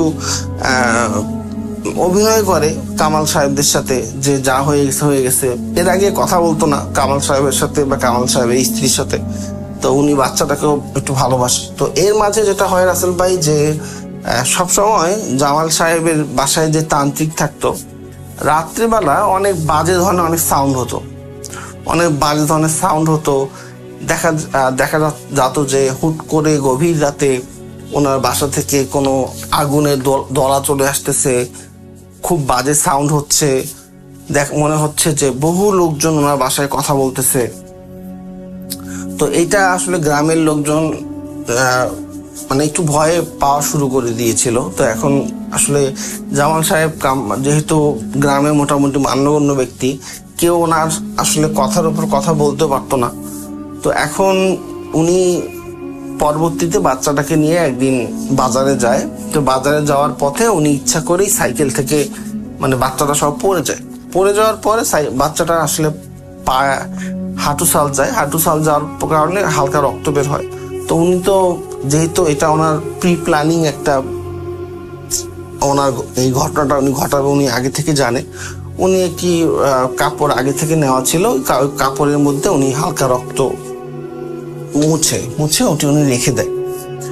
তারপর রাসেল ভাই এই জিনিসটা হচ্ছে উনি ওই তান্ত্রিককে দেয়। তো তান্ত্রিক বলে যে এরকম আমি কিছুদিনের মধ্যেই কবে এই কাজটা করব আমি তোকে জানাই দিব, ওই দিন হচ্ছে তুই তোর বাসায় থাকবি না, তুই অন্য কোথাও চলে যাবি। ইভেন উনি সময় বলে দেয় যে এই সময়ের মধ্যেই আমি একটা এরকম ওই বাচ্চার ক্ষতি করব, বাচ্চাটা 3-4 দিনের মধ্যে অটোমেটিক মারা যাবে। তো ওই দিনটা রাসেল ভাই আসলে চলে আসে। তো ওই দিনে রাসেল ভাই যে ঘটনাটা ঘটে, আমি একটু কামাল সাহেবের বাসার থাকার প্লেসের বর্ণনাটা দিই। ওদের বাসারটা হচ্ছে 2টা বেডের ছিল। তো এক বেডে কামাল সাহেবের স্ত্রী আর ওনার বাচ্চা সহ থাকতো, আরেক বেডে কামাল সাহেব থাকতো। যেহেতু কামাল সাহেবের মাঝে মাঝে অনেক ধরনের কাজ থাকতো জমি জমার, ওনার অনেক রাতে উনি আসতো। তো যেহেতু বাচ্চা বা স্ত্রীর যেন ঘুমের কোনো সমস্যা না হয়, ওই জন্য উনি অনেক সময় আরেক খাটে গিয়ে ঘুম যেত। তো ওই দিনও আসলে একটু রাতে হয়ে যায়। রাত বলতে আসলে ভাই রাত 10টা, গ্রামের রাত ওই সময় গ্রামের রাত 10টা মানে অনেক। তো কামাল সাহেব যখন ঘুমিয়ে পড়ে, হুট করে ওনার রাত 2টা-2:30 দিকে ঘুম ভেঙে যায়। ঘুম ভেঙে যাওয়ার পর উনি যেটা আসলে দেখে যে ওনার স্ত্রীর পুরা শরীর জুড়ে একটি সাপ পেঁচানো, এবং সাপটা মানে পুরা হচ্ছে সাপের মানে একটা ফেনা ধরা, যেটাকে বলে যে ফেনা ধরে ওনার স্ত্রীর মুখের সামনে দাঁড়ায় আছে। আর একটা পিশাচ টাইপের লোক বললে ভুল হবে, এটা একটা পিশাচ মানে বদ জিন বলতে পারি আমরা। আমি একটু বর্ণনা দিই। এই বদ জিনটা হচ্ছে ওনার বুকের মধ্যে হচ্ছে মুখ, আর ঘাড়ের দুই পাশে চোখ, আর ওনার গলা আছে, বাট গলার মধ্যে রাসেল ভাইয়া একটা হচ্ছে লম্বা জিহ্বা। তো এইরকম আকৃতির একটা লোক মানে ভাসমান অবস্থায় বাচ্চাটার দিকে তাকায় আছে। ইভেন বাচ্চাটাকে মানে কিছু একটা করবে বা ক্ষতি করবে এরকম একটা প্ল্যান নিয়ে আসে। তো হুট করে ওই সময় গ্রামে একটা সমস্যা হয়, সেটা হচ্ছে যে ওদের পাশেই একটা কি বলবো পুজ ছিল। পুজ বলতে মানে আমি বুঝাচ্ছি হচ্ছে ধান কাটার পর যে খড়গুলো থাকে, এই খড়গুলো যে স্তূপ করে রাখে, এটাকে আসলে ওই দেশের ভাষায় পুজ বলে। ওখানে আগুন লেগে যায়। আগুন লেগে যাওয়ার কারণে গ্রামে অনেক হইচই সৃষ্টি হয়ে যায়। হইচই সৃষ্টি হওয়ার ফলে যেটা হয় যে হুট করে এই জিনিসটা ভ্যানিশ হয়ে যায়। তো যখন ভ্যানিশ হয়ে যায়, আসলে কামাল সাহেবের বাইরে আগুন লেগে গেছে এটা নিয়ে ওনার কোনো মাথা ব্যথা নেই। উনি সঙ্গে সঙ্গে ওনার স্ত্রীকে ডাকে, ওনার বাচ্চাকে ডেকে বলে ওরা সবাই ঠিক আছে কিনা। তখন পরবর্তীতে যখন আগুন নিভে যাওয়ার পর ওই কামাল সাহেব ওনার স্ত্রীকে বলে যে আমি তো এই জিনিসটা দেখলাম। তো কামাল সাহেবের স্ত্রী যেটা বলে যে আসলে আমি স্বপ্নে দেখতেছিলাম যে একটা সাপ আমাকে আর আমাদের বাচ্চাকে ধাওয়া করতেছে, আমি আমার বাচ্চাকে কোলে নিয়ে মানে দৌড়াচ্ছিলাম বাঁচানোর জন্য। এইদিকে তান্ত্রিক সাহেব খুব রাগারাগি করে হচ্ছে জামাল সাহেবের সাথে, কারণ এই যে আগুন লাগার যে ব্যাপারটা, এটাতে আসলে জামাল সাহেব অনেকটা সক্রিয় ছিল। ওনাকে বলে যে কেন হচ্ছে তুই এই কাজটা করলি। তখন বলে যে তান্ত্রিককে বলে যে বাবা আসলে আমি তো প্রথমে এটা করতে চেয়েছিলাম, কিন্তু যেহেতু আমার নিজের রক্ত, আমি মানে এটার রাগে আমি একটা ক্ষতি করতে চেয়েছিলাম, কিন্তু বাবা এটা আসলে কোনোভাবেই আমি এখন চাচ্ছি না করতে। তো তখন ওই তান্ত্রিক বলে যে আসলে যে পিশাচটাকে আমি ওই বাচ্চাটাকে নষ্ট করার জন্য হুকুম করেছি বা আমি ওকে হচ্ছে রাজি করিয়েছি, ও মানুষের রক্ত কখনো খায়নি, বাট ও যখন মানুষের রক্তের স্বাদ পাইছে, এখন ও ওই বাচ্চাটাকে নষ্ট করবে। তুই যতই যা কিছু কর, কোনো কিছু হবে না। এটা নিয়ে তান্ত্রিকের সাথে অনেক কথা কাটাকাটি হয়। তো কথা কাটাকাটি হওয়ার এক পর্যায়ে আসলে পরবর্তীতে ওই জামাল সাহেব বলে যে আপনি গ্রাম থেকে চলে যান, আপনাকে গ্রামে রাখবো না। পরবর্তীতে জামাল সাহেব এই গ্রামে সালিশ ডাকার পর ওই তান্ত্রিককে বলে যে এরকম যে আপনাকে 2 দিন সময় দেওয়া হচ্ছে, আপনি বাসা থেকে চলে যাবেন। তো তারপর রাসেল ভাইয়া যেটা হয় যে ওই সালিশে যে লোকগুলো উপস্থিত ছিল প্লাস জামাল সাহেব সহ সবারই বিভিন্ন ধরনের সমস্যার সৃষ্টি হয় এবং সবাই অনেক আতঙ্কে পড়ে যায়। রাতে অনেক বাজে ধরনের স্বপ্ন দেখে। এর মধ্যে অনেকেই হুট করে অসুস্থ হয়ে প্যারালাইজ হয়ে যায়, কারো হুট করে মুখ বাঁকা হয়ে যায়, কারো হুট করে হাত হচ্ছে পুরো অবশ হয়ে যায়। তো যখন এইটা হয়ে যায় তখন ওই তান্ত্রিক হচ্ছে বলে যে তোরা যদি আমাকে এখান থেকে বের করে দেওয়ার চেষ্টা করিস, তোদের কিন্তু আরো অনেক ক্ষতি হবে। আমি আমার সময় মতো এখান থেকে চলে যাব, তোরা আমাকেও বিরক্ত না করলে আমি তোদেরকেও বিরক্ত করব না। তো এটার পর আসলে গ্রামের লোকজন খুব ভয় পেয়ে যায়। আসলে গ্রামে একটা মানে থমথমে বিরাজ করে এবং গ্রামে তখন সবাই আসলে জামাল সাহেবের উপর একটু রাগান্বিত হয় এবং জামাল সাহেবকে অনেক অপমান করে। তো জামাল সাহেব যেটা ভাবে যে উনি ওই তান্ত্রিককে মেরে ফেলবে, ওনার এরকম একটা প্ল্যান চলে আসে। উনি আসলে ভাবে যে গ্রামে বেশ কিছু লোকজনের সাথে উনি প্ল্যান করে যে ওনাকে উনি মেরে ফেলবে। তো এখন একদিন রাত্রিবেলা উনি বেশ কয়েকজনকে যখন বলে ওই তান্ত্রিককে মারার জন্য, এর মধ্যে কিন্তু রাসেল ভাই জামাল সাহেব আসলে আর ওনার বাসায় থাকতে পারে না, কারণ রাতে এত বাজে বাজে সাউন্ড হয় আর এত ধরনের মানে প্রবলেম হয়, জামাল সাহেব নিজেও ভয় পায়। তো যখন ওই বাসার কাছাকাছি চলে যায় তখন আসলে দেখে যে 3-4 জন মানে মানুষ মানে ভাসমান অবস্থায় জামাল সাহেবের বাসার আশেপাশে মানে আছে এবং খুব বাজেভাবে ওদের দিকে তাকায় আছে, মানে চোখ বড় বড় লাল করে আছে এবং খুব বাজেভাবে আছে। তো এখন এটা দেখে আসলে সবাই ভয় পায়। ভয় পাওয়ার পর আসলে কেউ আর সাহস হয় না, কারণ সবাই ভাবে যে আসলে কেউ আসলে চাচ্ছিল না যে কেউ কারো ক্ষতি হোক। কিন্তু এইদিকে আসলে জামাল সাহেব নিজে অনেক অনুতপ্ত হয়। জামাল সাহেব ভাবে যে আমাকে গ্রামের সবাই মানুষজন এত মান্য করে, কিন্তু এখন আমার জন্য গ্রামের মানুষের এত ক্ষতি হচ্ছে, এটা উনি আসলে মেনে নিতে পারে না। এবং উনি পরবর্তীতে যখন মানে উনি নিজেও স্বীকার করে ওনার ভাইয়ের কাছে, কামাল সাহেবের কাছে, যে উনি কেন এই তান্ত্রিককে এখানে আশ্রয় দিয়েছিল। তো ওনার যে বাচ্চাটাকে মারার একটা প্ল্যান ছিল সেটাও উনি স্বীকার করে। তো এইটা স্বীকার করে। তো এখন এর মাঝে রাসেল ভাইয়ের যেটা হয় সেটা হচ্ছে যে একদিন ওই বাচ্চা ওই গোসল করার জন্য ওনার মা সহ নদীতে যায়। তো সাথে আরেকজন ছিল।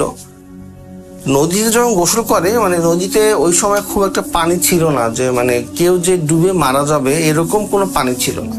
তো বাচ্চাটাকে একটু হালকা পানিতে রেখে কিছু কাপড় ছিল ওই ধোয়ার জন্য। তো কামাল সাহেবের স্ত্রী একটু যেখানে একটু পানি গভীরতা বেশি সেখানে গিয়ে কাপড়গুলো ধৌত করছিল। তো এক পর্যায়ে যেটা হয়, উনি দেখে কি যে ওনার পায়ে বাবা কি যেন মানে এক লাগ ছিল। মানে উনি ভাবছে যে যেহেতু এখানে মাছ টাছ থাকে, যে কোনো বড় মাছ হয়তো বা উনি যে কাপড় ধুচ্ছিল ওখানে হয়তো আটকায় গেছে। তো উনি কি করে, উনি একটু হালকা ডুব দেয়, ডুব দিয়ে দেখে যে আসলে এটা কি দেখার চেষ্টা করে। ওনার সর্বোচ্চ উনি রাসেল ভাইয়া 6 থেকে 7 সেকেন্ড ডুব দিয়েছিল। উনি ডুব দিয়ে উঠে দেখে ওনার বাচ্চা নেই। উনি তো খোঁজে আমার বাচ্চা কোথায় গেল, কোথাও খুঁজে পায় না। এখন সবাই খোঁজাখুঁজি, কোনোভাবেই বাচ্চাটাকে খুঁজে পাওয়া যায় না। এদিকে এই তান্ত্রিকও 3 দিন থেকে হাওয়া, এনাকেও মানে খুঁজে পাওয়া যাচ্ছে না। ইনি বাসায়ও নেই। সবাই ভাবছে যে তান্ত্রিক মানে ক্ষতি করছে। উনি জামাল সাহেবের বাসায় যায় তান্ত্রিকে খোঁজে, বাট তান্ত্রিকে গিয়ে দেখে যে তান্ত্রিকের রুম তালা মারা, কেউ তো ভিতরে ঢোকারও সাহস পায় না তান্ত্রিকের রুমে। তো তার 3 দিন পর হুট করে যে জায়গায় বাচ্চাটা দাঁড়ায় ছিল সেম ওই জায়গায় থেকেই বাচ্চাটার লাশ উদ্ধার হয় রাসেল ভাইয়া, এবং বাচ্চাটার শরীরে 1 ফোঁটাও কোনো রক্ত ছিল না। এবং এটার পর আসলে মানে গ্রামের লোকজন খুবই ভয় পেয়ে যায় এবং সবাই ভেবে নেয় যে এটা আসলে ওই তান্ত্রিকের কাজ। আর সবচেয়ে আশ্চর্যের ব্যাপার হচ্ছে, বাচ্চাটাকে লাশ যখন পাওয়া যায়, যখন বাচ্চাটা লাশটা কামাল সাহেবের বাসায় নিয়ে আসে, মানে জামাল সাহেবের বাসা থেকে একটু দূরেই হচ্ছে কামাল সাহেবের বাসা, তখন দেখা যায় যে তান্ত্রিকটা বাসার উঠানে বসে আছে। তো এখন জামাল সাহেব তো খুবই খেপে গেছে, খুব রাগ হয়ে আছে। উনি আসলে ওই সময় কিছু বলে না। বাচ্চাটাকে বাড়ি টাজি দেওয়ার পর উনি রাত্রিবেলা আসলে প্ল্যান করে যে আমি একে আজকে মেরে ফেলবো, যা হবে হবে। আমার এমনিতেও একুলে কেউ নেই, দুকুলে কেউ নেই, আমি চাই না যে আমার জন্য আর কারো কোনো ক্ষতি হোক। উনি গভীর রাতে কি করে, আসলে ভাইয়া একটা বাঁশ নেয়, বাঁশ নিয়ে এই তান্ত্রিকটাকে মারবে, মানে মারার প্ল্যান করার জন্য উনি মানে গোপনে ওই তান্ত্রিকের রুমে প্রবেশ করে। তান্ত্রিকের রুমে যখন রাসেল ভাই প্রবেশ করে, তখন রাসেল ভাই উনি আসলে অবাক হয়ে যায়। আসলে এটা তান্ত্রিক না, এটা আসলে ওই পিশাচটাই যে মানুষের রূপ ধরে তান্ত্রিক আকারে সেজে থাকে। এবং এই পিশাচটা উনি খুব বাজেভাবে, একটা মুরগি ছিল, ওই মুরগিটাকে উনি হচ্ছে জ্যান্ত অবস্থায় মোচড় দিয়ে রক্ত খাচ্ছিল। তো এটা দেখার সাথে সাথেই মানে উনি আসলে এত ভয় পেয়ে যায়, উনি এক দৌড়ে চলে এসে রাস্তার মধ্যে সেন্সলেস হয়ে যায়। পরদিন সকালে ওনাকে যখন মানুষজন দেখে এই অবস্থায়, উনি মানুষজন সবকিছু খুলে বলে, মানুষজন তখন আরো ভয় পেয়ে যায়। তো এই ঘটনা ঘটার পর আসলে উনি অনেক অসুস্থ হয়ে যায়। অসুস্থ হয়ে যাওয়ার পর ওনাকে যখন হাসপাতালে ভর্তি করা হয়, হাসপাতালে আসলে ভর্তি করার পর যে ঘটনাটা ঘটে আরো, সেটা হচ্ছে যে উনি রাত্রিবেলা হুট করে ওই হাসপাতালের যে গার্ড দেখে কি যে জামাল সাহেবের পুরো বডি মানে আকাশে ভাসমান, ভেসে ভেসে কোথাও যেন যাচ্ছে। তো এটা দেখে আসলে ওই গার্ড মানে এতটাই ভয় পায়, উনিও ওখানে সেন্সলেস হয়ে যায়। বাকি কেউ হয়তো বা দেখেনি, বাট ওই গার্ড দেখে। সেন্সলেস হয়ে যাওয়ার পর সকালে যখন ওকে জ্ঞান ফিরানো হয়, তারপর বলে যে জামাল সাহেব কোথায়, উনি তো এই বেডে ছিল। উনি সব ঘটনা খুলে বলার পর যেটা মানে সবাই খোঁজাখুঁজি করে যে আসলে এই লোক গেল কোথায়। পরে সবাই যখন জামাল সাহেবের বাসার দিকে যায়, গিয়ে দেখে যে জামাল সাহেবের বাসায় একটা বড় নারকেল গাছ আছে, যেটা গ্রামের মধ্যে সবচেয়ে বড় নারকেল গাছ, যেখানে আসলে কেউ ওইভাবে উঠার সাহসও পায় না, প্লাস ওঠেও না। ওই নারকেল গাছে সাথে ওনার মানে এরকম ফাঁস টাঙানো, মানে ঝুলে আছে আপনার হচ্ছে জামাল সাহেবের ডেড বডি। তো এটার পর আসলে গ্রামের লোকজন আর কোনোভাবে এটা মেনে নিতে মানে পারে না। তখন মানে যে যার মতো যেখানে যে সোর্স ছিল, সব বড় বড় কবিরাজকে একত্র করে। ওই দিনই একত্র করার পর যেটা বলে যে এই এলাকার আশেপাশে মানে এই জায়গাটা আশেপাশে যতগুলো লোকালয় আছে, কোনো লোকালয় রাখা যাবে না, কারণ এটা খুব বাজে ধরনের একটা পিশাচ। এ সব সময় ও মূলত নদীর পাড়ে ছিল, কারণ ওই জায়গা থেকে ওর মাছ খাওয়াটা অনেক ইজি ছিল। ও সব সময় হচ্ছে হাঁস মুরগি এসবেই খেত। বাট যখন ও মানুষের রক্ত খাওয়ার একবার একটা মানে ওনার অভ্যাস হয়ে গেছে, আর উনি এর স্বাদ পেয়েছে ওই পিশাচটা, আসলে উনি গ্রামের বহু বাচ্চা কাচ্চা ক্ষতি করবে। এরা আর শুধু বাচ্চা কাচ্চা না, মানুষেরও ক্ষতি করবে। তারপর রাসেল ভাইয়া ওই গ্রামে আসলে প্রায় বহু বছর কোনো লোকজন ছিল না। মানে এটা অনেক আগের ঘটনা রাসেল ভাই, আসলে অনেক কারণে আমি আরো অনেক কিছু স্কিপ করছি, কারণ উনি আসলে এই ঘটনাটা আমাকে যখন বলছিল, উনি নিজেও অনেক ভয় পাচ্ছিল, প্লাস ওনার আসলে কিছু পার্সোনাল ব্যাপারও আছে। এই জন্য আসলে আমি আরো বেশ কিছু জিনিস স্কিপ করে গেছি। তো তারপর রাসেল ভাইয়া আসলে ওই বাসাটা প্লাস ওই জামাল কামাল সাহেবের বাড়ি সবকিছুই নর্মাল করে দিয়ে ওই জায়গাটা একটা পুরো মানে জমি, ধান ক্ষেত জমির মতো মানে করে দেওয়া হয়েছিল। বহু বছর ওখানে চাষাবাদ বা কোনো কিছু হয়নি। কিন্তু আশ্চর্যের ব্যাপার হচ্ছে ভাইয়া, এই ঘটনাটা প্রায় 30-35 বছর মানে ঘটে গেছে, এবং এই কামাল সাহেবের মানে বংশ পরম্পরায় এখন বর্তমানে যারা আছে, তারা ওই টাইপের পিশাচটাকে এখন দেখে না। বাট ওই জমিটাতে এখনো প্রবলেম হয়। ওই জমিটা আশেপাশের প্রত্যেকটা জমিতেই চাষাবাদ হয়। ওই জমিতে কোনো চাষাবাদ করার কেউ সাহস পায় না। ওই জমিতে সব সময় এখনো রাসেল ভাইয়া আপনার বা মুরগি, হাঁস বা বিভিন্ন ধরনের পাখি দেখা যাচ্ছে যে মাথা ভাঙ্গা বা খুব বাজে আকারের হচ্ছে নাড়ি ভুড়ি বের হওয়া মানে পশু পাখি পড়ে থাকে। তো এখন উনি আসলে এই জমিটাতে কিছু একটা করার প্ল্যান করতেছে, প্লাস উনি বিভিন্ন ধরনের আরো কবিরাজের শরণাপন্ন হয়ে এটাতে কিভাবে নিরাময় করা যায়, বা উনি জমিটা আসলে বিক্রি করে দিয়ে এখানে বিকল্প কিছু করা যায় কিনা, সেটার প্ল্যান এখনো চলতেছে। তো রাসেল ভাই, আমার ঘটনাটা আসলে এটাই ছিল। আমি জানি না যে আপনাদের কেমন লেগেছে। তো আপনাদের সবাইকে ধন্যবাদ, সবাই ভালো থাকবেন। আরও একবার আপনাদের সবাইকে স্বাগত জানাচ্ছি, আমি রাসেল। তো এই ছিল আমাদের ঈদ আয়োজন, আজকের আয়োজন। আপনাদের প্রত্যেকের জীবন সুন্দর হোক। এখনও নিশ্চয়ই অনেকে আপনজনের সান্নিধ্যে আছেন, কিন্তু ফেরার সময় চলে আসছে, ফিরতে হবে কর্মক্ষেত্রে, এবং সেই জন্য আবারও দৌড়াদৌড়ি শুরু হয়ে গেছে। মন খারাপ হচ্ছে, কিন্তু আরও একবার আপনাদেরকে মনে করিয়ে দিই যে এই টুকরো টুকরো সুখের স্মৃতিগুলো আছে বলেই জীবন সুন্দর। আবারও দেখা হবে আপনজনদের সাথে, এবং যতবারই দেখা হবার সুযোগ হবে ততবারই ফিরে আসার চেষ্টা করবেন। এটা এক অন্য ধরনের শক্তি। এই যে কয়েক মুহূর্ত আনন্দ, এগুলো আপনাকে এমন শক্তি দেবে, সারা বছর আপনার আর অক্সিজেন বা শক্তির কোনো অভাব হবে না। আজকের মতো এখানেই বিদায় নিচ্ছি। সবাই ভালো থাকুন, সুস্থ থাকুন, মোস্ট ইম্পর্টেন্টলি ভূত.com-এর সাথে থাকুন। আল্লাহ হাফেজ, ঈদ মুবারক।